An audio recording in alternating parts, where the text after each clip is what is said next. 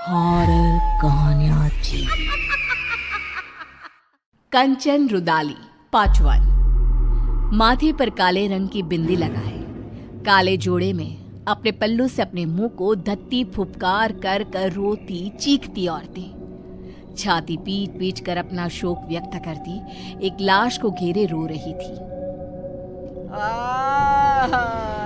रो रे, छाती पीटो रे, ठकुराया तेरी बेटी गई है, रोना, कैसी माँ है रोती नहीं।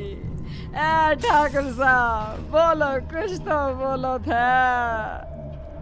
अरे ऐसे बूथ बनकर रहेगी तो ये दर्द तुम्हारे सीने में ही रह जाएगा। रो रो कर इसे निकाल दे ठकुराइन।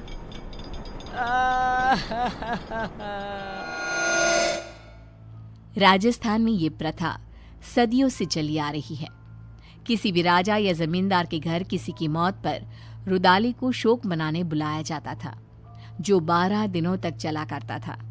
ये किस्सा शुरू होता है राजस्थान के एक गांव बिलासपुर के जमींदार प्रेमनाथ के घर से। ठाकुर साहब के घर किसी चीज की कोई कमी नहीं थी।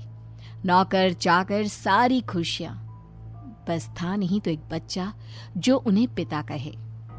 प्रेमनाथ अपने बगीचे में बैठे उदास चेहरा लिए सोचते हैं, कब मेरे आंगन में नन्ही सी जान खेलेगी, कब? अरे इतनी संपत्ति किस काम की है? भगवान पर भरोसा रखिए साहब, वो सबका ख्याल रखता है। कल ही मेरी लुगाई को सपना आया था कि ठकुराइन एक बच्ची के साथ खेल रही हैं। क्या सच में? तो वो श्राप जो हमारे वंश को लगा था। अरे अरे अरे, कितने समय बीत गए ठाकुर साहब, अब काहे का श्राप? कितने दिन ही छिपा करता है, हैं? अब तो आप खुशियां मनाइए। माली की बात सच निकली और ठकुराइन गर्भ से रही और 1 साल में ही उन्होंने एक नन्ही सी जान को जन्म दिया, जिसका नाम निशा रखा गया। निशा यानी अंधेरा, घोर अंधेरा। और निशा की पसंद भी कुछ ऐसी ही थी। बचपन से उसे काली चीजें संजोने का बड़ा शौक था। हे भगवान, ये काली गुड़िया कहां से ले आई? फेंक इसे निशा, डर नहीं लगता तुझे? गुड़िया पूरी तरह काले कपड़े में रुई डालकर बनाई गई थी। गले में लाल रंग के धागे में एक ताबीज, मानो किसी तंत्र मंत्र के लिए इस्तेमाल में लाया जाता हो। ठकुराइन घबरा जाती है और उस गुड़िया को निशा के हाथ से लेकर नीचे फेंक देती है। तुम्हें कुछ हो जाता तो बेटा?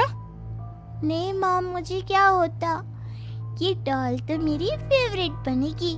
मुझे काला रंग कितना पसंद है, आप जानती हो ना माँ। ऐसी ही कुछ अजीब हरकतें करती निशा बड़ी हुई और आज 18 साल की होने वाली थी। एक दिन बाद ही उसका बर्थडे था। अपने जन्मदिन और मौत के एक दिन पहले वो रात को कहीं से बड़ी देर से लौटी और आते ही अपने कमरे में चली गई। और उस रात की सुबह फिर हुई ही नहीं। आज आसमान कितना अलग सा है ना, कितना घोर अंधेरा है। तुम्हें अंधेरे से कैसा प्यार है लाडो? अमावस की रात आते ही बाहर जाने के लिए बेचैन हो जाती हो, पर हर बार की तरह इस बार भी तुम्हें बाहर जाने नहीं मिलेगा। जाओ कमरे में आराम करो। कल जन्मदिन है ना तुम्हारा, बहुत बड़ी दावत रखी है गांव वालों के लिए। छिप कर ही सही, आज तो मैं बाहर जाकर रहूंगी। 18 साल की हो गई हूँ, बच्ची थोड़ी ना हूँ। मेरा बर्थडे तो बाहर ही सेलिब्रेट होगा। ठीक 12 बजे निशा छिपकर बाहर चली जाती है और सबके सोने के बाद वापस लौटकर सीधे अपने कमरे में जाकर लाश की तरह बिस्तर पर गिरती है और एकटक खिड़की के बाहर ही देखती रहती है, मानो कोई बाहर आसमान से उसे देख रहा हो। रात के 3 बजे। ओ अंकल, जल्दी चलो ना। निशा के आगे लाइन में लगा हुआ आदमी अपने हाथ को शरीर से अलग कर निशा के हाथ में देता हुआ कहता है, अरे परेशान कर दिया है, अब आगे वाला बढ़ता नहीं तो कैसे बढ़ूं मैं? इस हाथ से उसे नीचे जलते आग में धक्का दे दो। ये सब क्या है?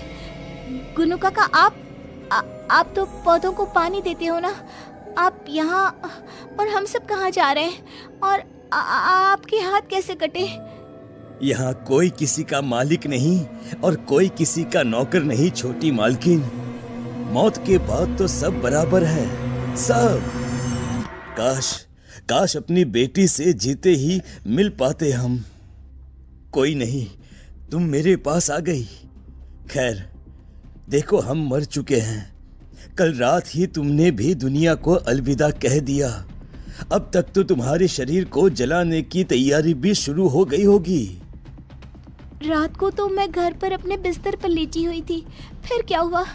काका, ये सब क्या है? मैं सपना देख रही हूँ ना, मुझे वापस जाना है। निशा चारों तरफ देखती है। चारों ओर भूत पिशाच तड़प रहे थे। हमें जाने दो। गलती हो गई। ओह!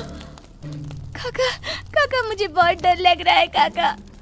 कुछ आत्माएं स्वर्ग और नर्क के बीच में फंसी रह जाती है।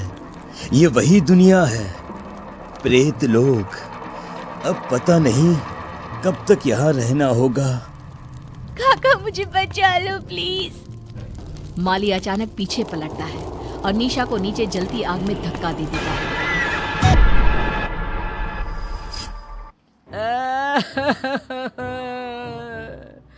अरे लाश के अंगूठे में धागा तो बांधो। सबके इंतजार में तुम लोगों ने शाम कर दी। अरे अब रात को लाश को जलाया भी नहीं जाता। पास बैठी एक औरत निशा की लाश के पास जाती है और अंगूठे में धागा बांधने के लिए एक रेशम का धागा तोड़ती ही है कि लाश हवा में उड़ जाती है। सभी लोग इधर उधर भागने लगते हैं। चारों तरफ अफरा तफरी मच जाती है। ऐसा तो तभी होता है जब लोग से कोई आत्मा वापस आ जाती है। छोटी मालकिन के साथ कोई साया था।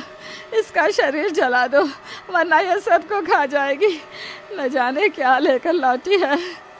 कंचन रुदाली निशा की लाश को पकड़कर उसके सीने में एक पत्थर रखकर उसके कान में कुछ बोलती है। क्रियाकर्म की कोई रस्म किए बिना ही सभी निशा की लाश को जला देते हैं। चली गई मेरी बिटिया। अब तो मेरी गुड़िया मेरे पास ही रहेगी। आखिर क्यों प्रेमनाथ के मालिक ने प्रेत लोक से निशा को बचाया? उस अमावस की रात क्या हुआ था? कंचन ने कैसे उसे अपने बस में किया? जानने के लिए देखिए कंचन रुदाली पार्ट 2।